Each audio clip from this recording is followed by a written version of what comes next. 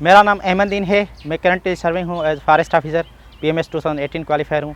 उसके साथ मैं डिफरेंट अकेडमीज़ पे फैकल्टी मेंबर हूँ for the subject of political science. मैं CSS प्लेटफॉर्म पे पॉलिटिकल साइंस ऑनलाइन पढ़ा चुका हूँ। CSS पैरागन अकेडमी पे टीचिंग फैकल्टी में हूँ पॉलिटिकल साइंस के लिए।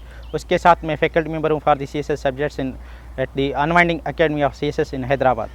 तो आज हम डिस्कस करेंगे पॉलिटिकल साइंस के सब्जेक्ट से रिलेटेड कि हमें ये सब्जेक्ट क्यों रखना चाहिए, इसमें लोग क्यों फेल होते हैं, why the students are getting failed in this subject, and what are the recommendation to qualify this subject, कि हमें क्या रिकमेंडेशन है इस सब्जेक्ट को क्वालिफाई करने के लिए। पॉलिटिकल साइंस जो सब्जेक्ट है आपका काफ़ी अच्छा है, स्कोरिंग सब्जेक्ट है। आप लोग पास्ट पेपर्स, ये पास्ट ईयर्स की एग्ज़ाम रिपोर्ट्स देखेंगे, यहाँ जो है आपको कुछ DMCs देखेंगे, जो टॉपर्स के सब्जेक्ट है उसमें आपका पॉलिटिकल साइंस आता है। और पॉलिटिकल साइंस सब्जेक्ट में काफ़ी अच्छा स्कोर, एवरेज स्कोर भी 120 होता है।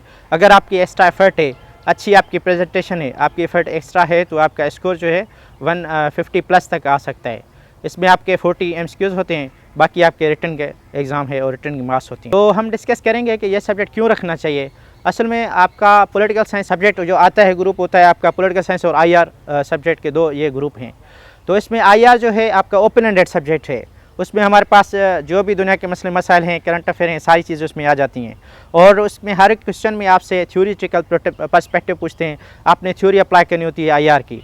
पॉलिटिकल साइंस में असल में यह है कि आपका क्लोज एंडेड सब्जेक्ट है, आपके पास एरियाज़ क्लियर हैं कि what to study and what not to study, तो सारी चीज़ें आपको पता होती हैं। असल में पॉलिटिकल साइंस में काफ़ी स्टूडेंट्स जो हैं, जो एस्पायरेंट्स हैं CSS के या PMS के, वो इशू एक फील करते हैं कि बहुत ज़्यादा फ़िलासफ़र हैं, हम तो ये सब्जेक्ट नहीं रख सकते, या ये सब्जेक्ट जो है 6 मंथ्स तक कवर नहीं हो सकता है।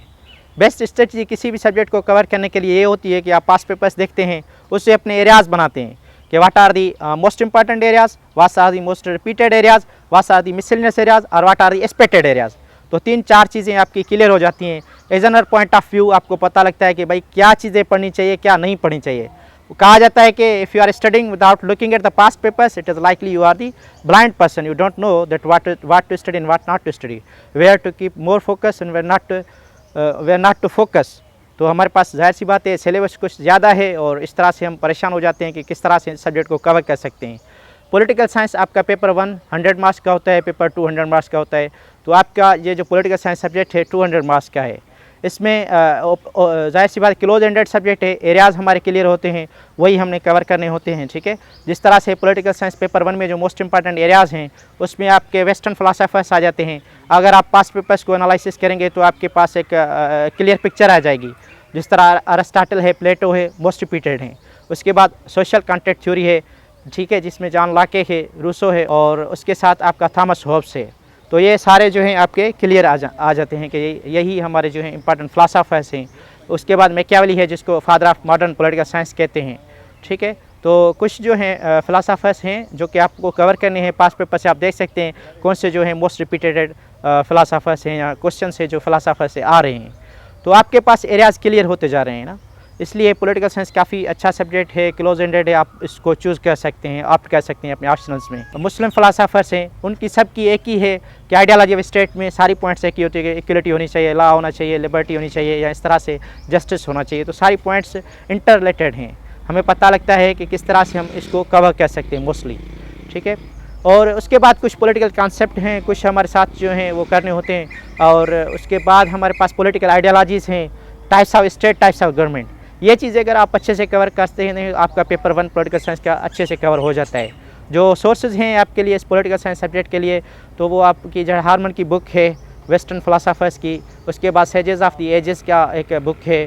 उसके बाद डॉक्टर मजहर हक की बुक है, पॉलिटिकल साइंस के जो कॉन्सेप्ट्स हैं उस पर बुकलेट की। तो इस तरह से आपको इन बुक से हेल्प भी मिल जाएगी, आप पेपर 1 पॉलिटिकल साइंस का कवर कर सकते हैं। पेपर 2 जो है पॉलिटिकल साइंस का, उसमें आपका कंपैरेटिव पॉलिटिक्स का है सारा, कि हम दुनिया के डिफरेंट जो पॉलिटिकल सिस्टम्स हैं वो पढ़ते हैं। ठीक है, जिसमें आपका रशिया का है, चाइना का है, अमेरिका इंग्लैंड का है, इंडिया और पाकिस्तान का है, मलाइशिया और तुर्की के भी हैं। तो वो आप पॉलिटिकल सिस्टम्स पढ़ते हैं। उसके बाद पाकिस्तान की पॉलिटिक्स का उसमें एक पोर्शन है पूरा, जिसमें पाकिस्तान की फॉरेन पॉलिसी, कॉन्स्टिट्यूशनल हिस्ट्री और पॉलिटिकल हिस्ट्री की चीज़ें आ जाती है। सिविल मिलिट्री रिलेशन पे क्वेश्चन आते हैं, पाकिस्तान की जो फॉरेन पॉलिसी है उस पर क्वेश्चन आते हैं, डिटरमिनेंट क्या हैं, चैलेंजेस क्या हैं, ऑप्शंस क्या हैं, और पाकिस्तान के जो रिलेशंस विद जो नेबरिंग कंट्रीज़ है उससे आपके क्वेश्चन आ जाते हैं।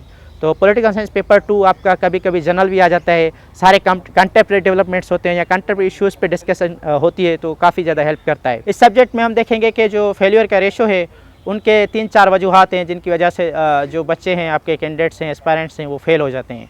सबसे पहले उनकी नॉलेज जो है लिमिटेड होती है, वो ज़्यादा बुक्स नहीं पढ़ते हैं, उनको इतना पता नहीं होता है कि कौन सी चीज़ हमें लिखनी चाहिए, कौन सी नहीं लिखनी चाहिए, कौन से रिसर्च आर्टिकल्स पढ़ने चाहिए, कौन से जो है हम रेफरेंस बुक जो है हम इस्तेमाल कर सकें, या जो अच्छे स्कॉलर हैं जिन्होंने पॉलिटिकल साइंस में कंट्रीब्यूशन दी है उनके कोटेशंस जो हैं अप्लाई कर सकें।